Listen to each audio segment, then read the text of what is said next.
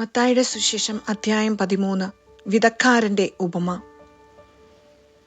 അന്നുതന്നെ യേശു ഭവനത്തിൽ നിന്ന് പുറത്തു വന്ന് കടൽ തീരത്തിരുന്നു. വലിയ ജനക്കൂട്ടങ്ങൾ അവന്റെ അടുത്തു വന്നു. തന്നിമിത്തം അവൻ ഒരു തോണിയിൽ കയറിയിരുന്നു. ജനക്കൂട്ടം മുഴുവൻ തീരത്തു നിന്നു. അപ്പോൾ അവൻ വളരെ കാര്യങ്ങൾ ഉപമകൾ വഴി അവരോട് പറഞ്ഞു. വിതക്കാരൻ വിതയ്ക്കാൻ പുറപ്പെട്ടു. അവൻ വിതച്ചപ്പോൾ വിത്തുകളിൽ കുറെ വഴിയരികിൽ വീണു. പക്ഷികൾ വന്ന് അത് തിന്നു.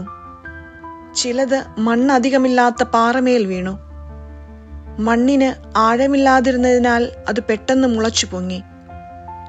സൂര്യൻ ഉദിച്ചപ്പോൾ അത് വെയിലേറ്റു വാടുകയും വേരില്ലാതിരുന്നതിനാൽ കരിഞ്ഞു പോവുകയും ചെയ്തു. വേറെ ചിലത് മുൾച്ചെടികൾക്കിടയിൽ വീണു. മുൾച്ചെടികൾ വളർന്ന് അതിനെ ഞെരുക്കിക്കളഞ്ഞു. മറ്റു ചിലത് നല്ല നിലത്തു വീണു. അത് 100 മേനിയും 60 മേനിയും 30 മേനിയും വിളവു നൽകി. ചെവിയുള്ളവൻ കേൾക്കട്ടെ. ഉപമകളുടെ ഉദ്ദേശ്യം. അപ്പോൾ ശിഷ്യന്മാർ അടുത്തെത്തി അവനോട് ചോദിച്ചു, നീ അവരോട് ഉപമകൾ വഴി സംസാരിക്കുന്നത് എന്തുകൊണ്ട്?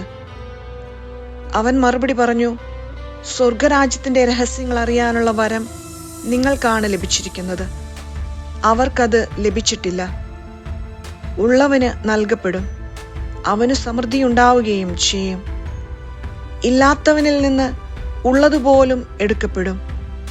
അതുകൊണ്ടാണ് ഞാൻ അവരോട് ഉപമകൾ വഴി സംസാരിക്കുന്നത്. കാരണം അവർ കണ്ടിട്ടും കാണുന്നില്ല, കേട്ടിട്ടും കേൾക്കുന്നില്ല, ഗ്രഹിക്കുന്നുമില്ല. ഏശയ്യായുടെ പ്രവചനം അവരിൽ പൂർത്തിയായിരിക്കുന്നു. നിങ്ങൾ തീർച്ചയായും കേൾക്കും, എന്നാൽ മനസ്സിലാക്കുകയില്ല. നിങ്ങൾ തീർച്ചയായും കാണും, എന്നാൽ ഗ്രഹിക്കുകയില്ല.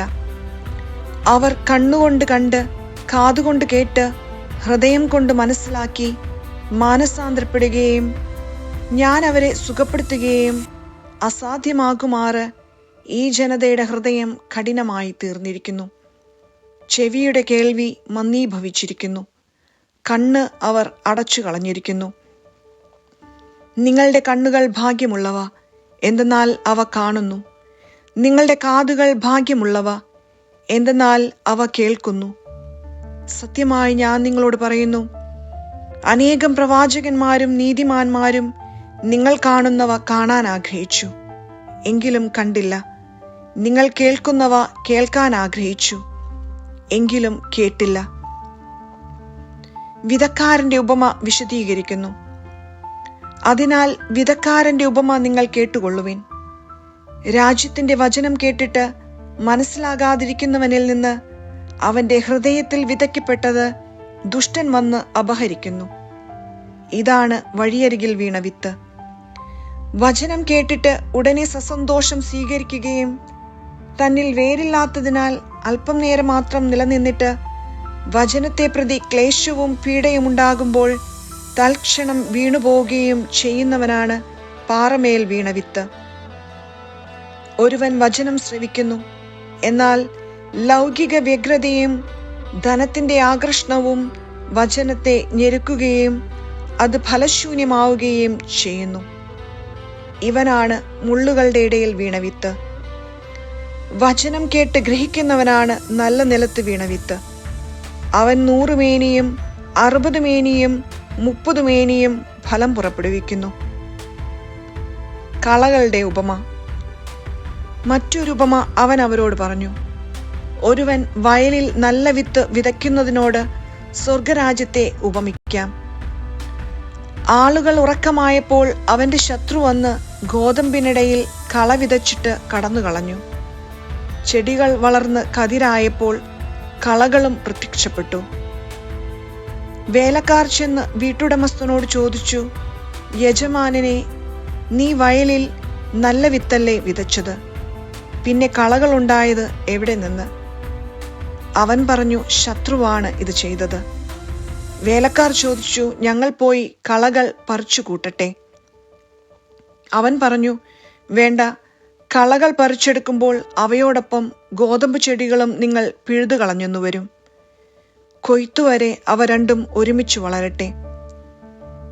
കൊയ്ത്തുകാലത്ത് ഞാൻ കൊയ്ത്തുകാരോട് പറയും, ആദ്യമേ കളകൾ ശേഖരിച്ച് തീയിൽ ചുട്ടുകളയുവാൻ അവ കെട്ടുകളാക്കി വയ്ക്കുവിൻ. ഗോതമ്പ് എന്റെ ധാന്യപ്പുരയിൽ സംഭരിക്കുവിൻ. കടുകുമണിയുടെയും പുളിമാവിന്റെയും ഉപമ. വേറൊരു ഉപമ അവൻ അവരോട് പറഞ്ഞു, സ്വർഗരാജ്യം ഒരുവൻ വയലിൽ പാകിയ കടുകുമണിക്ക് സദൃശ്യം. അത് എല്ലാ വിത്തിനെയും കാൽ ചെറുതാണ്. എന്നാൽ വളർന്നു കഴിയുമ്പോൾ അത് മറ്റു ചെടികളെക്കാൾ വലുതായി ആകാശപ്പറവകൾ വന്ന് അതിന്റെ ശിഖരങ്ങളിൽ ചേക്കേറാൻ തക്കവിധം മരമായിത്തീരുന്നു.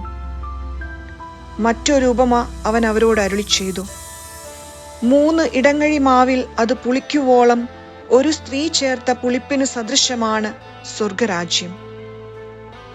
ഇതെല്ലാം യേശു ഉപമകൾ വഴിയാണ് ജനക്കൂട്ടത്തോട് അരുളി ചെയ്തത്. ഉപമകളിലൂടെയല്ലാതെ അവനൊന്നും അവരോട് പറഞ്ഞിരുന്നില്ല. ഞാൻ ഉപമകൾ വഴി സംസാരിക്കും. ലോകസ്ഥാപനം മുതൽ നിഗൂഢമായിരുന്നവ ഞാൻ പ്രസ്താവിക്കും എന്ന പ്രവാചക വചനം പൂർത്തിയാകാനായിരുന്നു ഇത്. കളകളുടെ ഉപമ വിശദീകരണം. ജനക്കൂട്ടത്തെ പറഞ്ഞയച്ചിട്ട് അവൻ വീട്ടിലേക്ക് വന്നു. ശിഷ്യന്മാർ അവന്റെ അടുത്ത് വന്ന് അപേക്ഷിച്ചു, വയലിലെ കളകളെ സംബന്ധിക്കുന്ന ഉപമ ഞങ്ങൾക്ക് വിശദീകരിച്ചു തന്നാലും. അവൻ ഉത്തരം പറഞ്ഞു, നല്ല വിത്ത് വിതയ്ക്കുന്നവൻ മനുഷ്യപുത്രനാണ്. വയൽ ലോകവും നല്ല വിത്ത് രാജ്യത്തിന്റെ പുത്രന്മാരും കളകൾ ദുഷ്ടന്റെ പുത്രന്മാരുമാണ്. അവ വിതച്ച ശത്രു പിശാചാണ്. കൊയ്ത്ത് യുഗാന്തമാണ്, കൊയ്ത്തുകാർ ദേവദൂതന്മാരും. കളകൾ ശേഖരിച്ച് അഗ്നിക്കിരയാക്കുന്നതെങ്ങനെയോ അങ്ങനെ തന്നെ യുഗാന്തത്തിലും സംഭവിക്കും. മനുഷ്യപുത്രൻ തന്റെ ദൂതന്മാരെ അയക്കുകയും അവർ അവന്റെ രാജ്യത്തു നിന്ന് എല്ലാ പാപഹേതുക്കളെയും തിന്മ പ്രവർത്തിക്കുന്നവരെയും ഒരുമിച്ചു കൂട്ടി അഗ്നികുണ്ഡത്തിലേക്ക് എറിയുകയും ചെയ്യും. അവിടെ വിലാപവും പല്ലുകടിയുമായിരിക്കും. അപ്പോൾ നീതിമാന്മാർ തങ്ങളുടെ പിതാവിന്റെ രാജ്യത്തിൽ സൂര്യനെ പോലെ പ്രശോഭിക്കും. ചെവിയുള്ളവൻ കേൾക്കട്ടെ. നിധിയുടെയും രത്നത്തിന്റെയും വലയുടെയും ഉപമകൾ. സ്വർഗരാജ്യം വയലിൽ ഒളിച്ചു വച്ചിരിക്കുന്ന നിധിക്കു തുല്യം. അത് കണ്ടെത്തുന്നവൻ അത് മറച്ചുവെക്കുകയും സന്തോഷത്തോടെ പോയി തനിക്കുള്ളതെല്ലാം വിറ്റ് ആ വയൽ വാങ്ങുകയും ചെയ്യുന്നു. വീണ്ടും സ്വർഗരാജ്യം നല്ല രത്നങ്ങൾ തേടുന്ന വ്യാപാരിക്ക് തുല്യം. അവൻ വിലയേറിയ ഒരു രത്നം കണ്ടെത്തുമ്പോൾ പോയി തനിക്കുള്ളതെല്ലാം വിറ്റ് അത് വാങ്ങുന്നു. സ്വർഗരാജ്യം എല്ലാത്തരം മത്സ്യങ്ങളെയും ശേഖരിക്കാൻ കടലിലെറിയപ്പെട്ട വലയ്ക്കു തുല്യം. വല നിറഞ്ഞപ്പോൾ അവർ അത് കരയ്ക്ക് വലിച്ചു കയറ്റി. അവർ അവിടെ ഇരുന്ന് നല്ല മത്സ്യങ്ങൾ പാത്രത്തിൽ ശേഖരിക്കുകയും ചീത്ത മത്സ്യങ്ങൾ പുറത്തേക്ക് എറിയുകയും ചെയ്തു. യുഗാന്തത്തിലും ഇതുപോലെ സംഭവിക്കും. ദൈവദൂതന്മാർ ദുഷ്ടന്മാരെ നീതിമാന്മാരിൽ നിന്ന് വേർതിരിക്കുകയും അഗ്നികുണ്ഡത്തിലേക്ക് എറിയുകയും ചെയ്യും. അവിടെ വിലാപവും പല്ലുകടിയുമായിരിക്കും.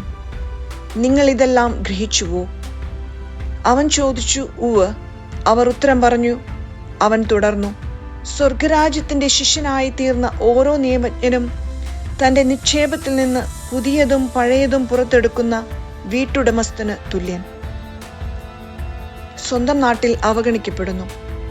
യേശു ഈ ഉപമകൾ അവസാനിപ്പിച്ച ശേഷം അവിടെ നിന്ന് പുറപ്പെട്ട് സ്വദേശത്ത് വന്ന് അവരുടെ സിനഗോഗിൽ പഠിപ്പിച്ചു.